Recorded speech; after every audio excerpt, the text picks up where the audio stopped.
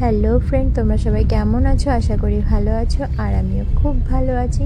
তো আমি আজকে বেরিয়ে পড়েছি বাড়ি যাওয়ার উদ্দেশ্যে। আমি আছি এখন আসামের গুয়াহাটিতে। তো আমরা ফিরবো বর্ধমান, কলকাতাতে। তো আমরা স্টেশনে পৌঁছে গেছি টাইমের আগেই।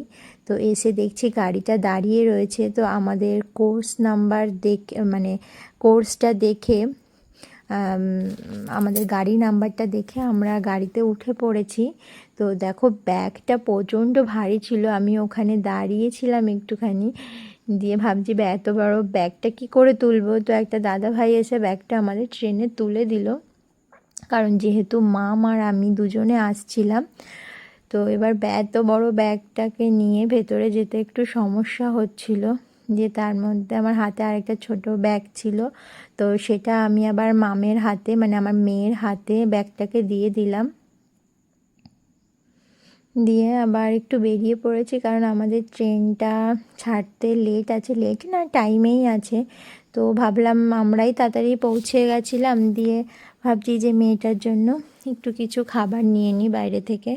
তো এখানে একটা দোকানে চলে এসেছি, অনেক রকমের খাবার ছিল। তো তার মধ্যে থেকে মামি দুটো চিপসের প্যাকেট নিয়েছে, দিয়ে বলছে মা তাড়াতাড়ি চলো, ট্রেনটা ছেড়ে দেবে। দিয়ে আমরা ট্রেনে উঠে পড়লাম। দিয়ে অনেকক্ষণ আগেই ট্রেনটা ছেড়ে দিয়েছে। দিয়ে ভাবলাম বাইরের প্রকৃতিটা এত সুন্দর লাগছে, তোমাদের সঙ্গে একটু শেয়ার করি। আর এই যে আমার দুষ্টু বুড়ি এখানে দুষ্টুমি করছে, আর আমি এখানে শুয়ে পড়েছিলাম। আর এখন বাজে রাত 8টা, আর আমরা এসে পৌঁছেছি এনজিপিতে। দিয়ে তাই আমি একটু বাইরেটা এসে একটু ভিডিও করলাম, তোমাদের সঙ্গে শেয়ার করলাম। আর এই যে আমার পাকা বুড়ি এখানে এসে দুষ্টুমি করছে।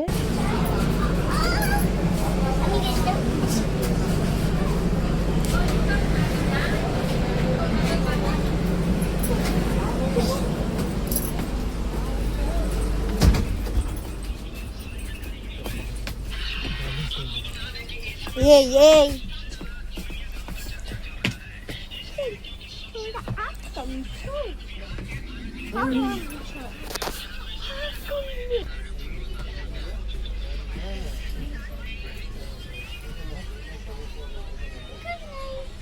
দুধ নেই, যা গিয়ে শুয়ে পড়। যা আসো।